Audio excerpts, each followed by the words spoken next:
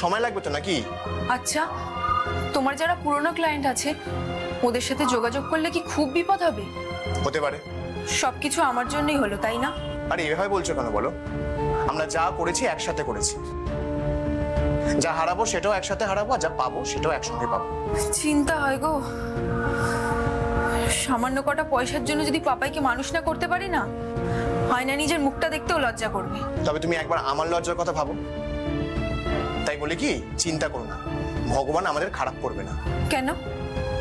আমরা কি সত্যি সত্যি কোনো পাপ করিনি? না, কোনো পাপ করিনি।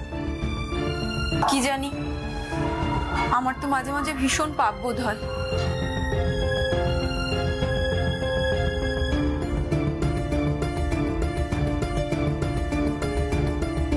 তোমার কি হয়েছে বলো তো আজকে? হ্যাঁ, আবার শুরু করলে। কিচ্ছু হয়নি, বললাম তো চিন্তা হচ্ছে। আরে চিন্তা করো না, আমি তো আছি। বলছি পাপাই ঘুমিয়ে পড়েছে? তাহলে তুমি টাইম ওয়েস্ট করছো কেন? হ্যাঁ, ব্যাস আবার শুরু হয়ে গেল তোমার দুষ্টুমি। আমি তো দুষ্টু করবই, আমি তো দুষ্টু ছিলে।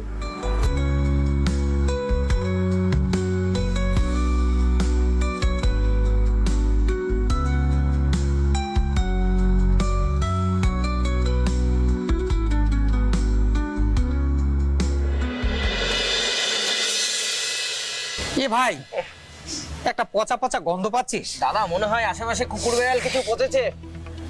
গন্ধটা কোত্থেকে আসছে? যতদূর মনে হয় এই বাড়িটা থেকেই আসছে গন্ধটা।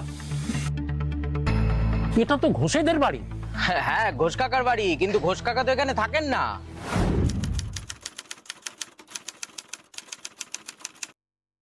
তবে হ্যাঁ, তোমাকে সেদিন বললাম না একটা নতুন ভাড়াটে এসেছে।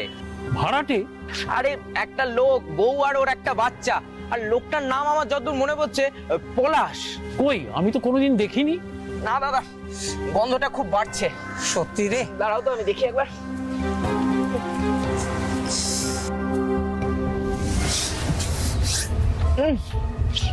দাদা, দাদা, দাদা, আরে কেউ সাড়া দিচ্ছে না গো।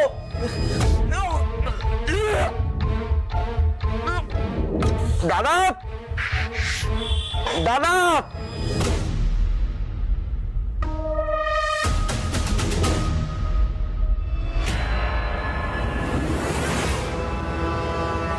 এখানে দুজন মরে পড়ে আছে গো।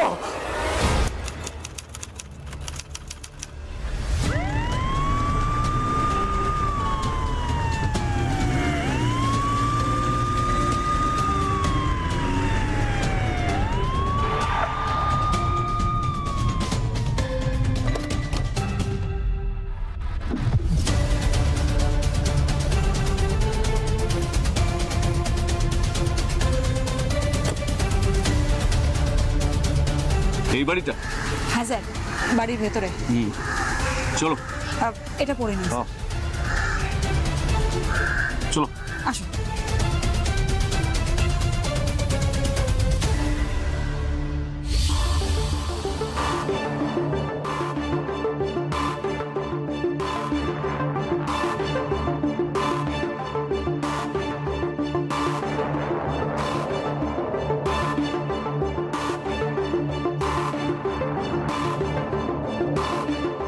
এনাদের নাম পরিচয় কিছু পেয়েছো?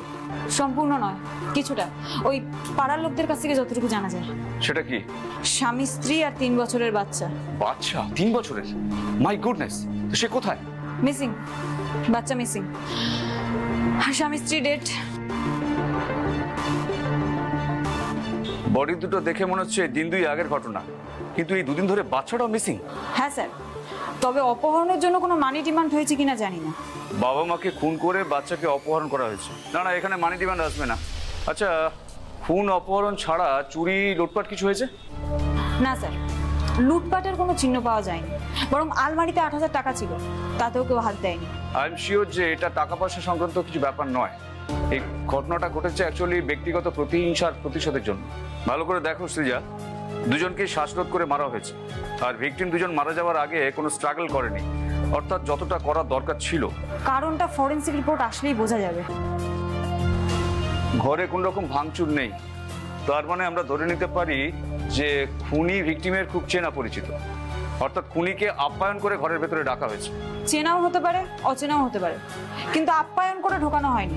সিঁড়ির দরজার ছিটকিনি ভাঙা ছিল স্যার, ধরে নেবো আততায়ী দরজা ভেঙেই ঢুকেছিল। তারপর বাবা মাকে খুন করে বাচ্চাটাকে নিয়ে পালিয়ে গেছে। হ্যাঁ স্যার।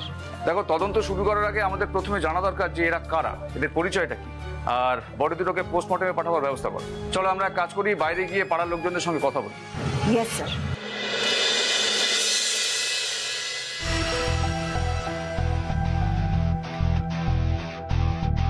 আপনারা তো জানেন যে এই বাড়িতে দুটো খুন হয়েছে। হ্যাঁ, সেটাই তো শুনলাম। হ্যাঁ, সিধু তো আমাদের সামনেই আপনাদের ফোন করলো। সিধুকে? ম্যাডাম আমি।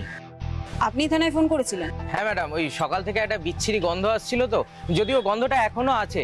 আমি ওই কোথা থেকে গন্ধ আসছে খোঁজ করতে গিয়ে জানলা দিয়ে দেখলাম ওই লোকটার বউটা মরে পড়ে রয়েছে স্যার।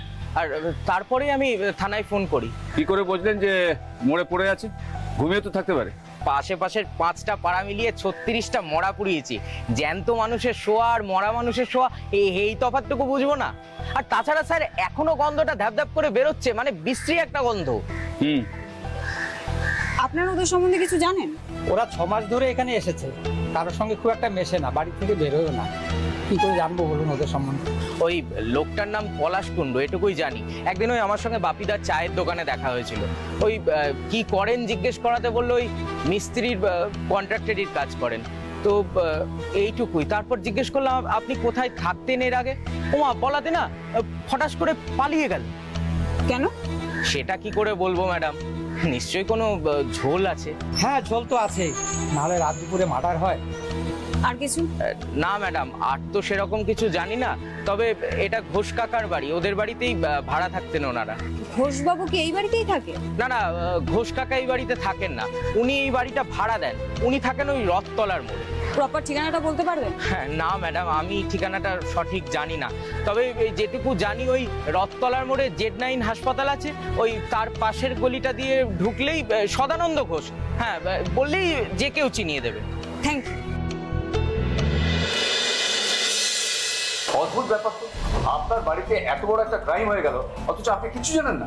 বিশ্বাস করুন, আমি কিছুই জানি না, আমাকে কেউ জানায়ও নি। জানতে বললে সঙ্গে সঙ্গেই ছুটে যেতাম।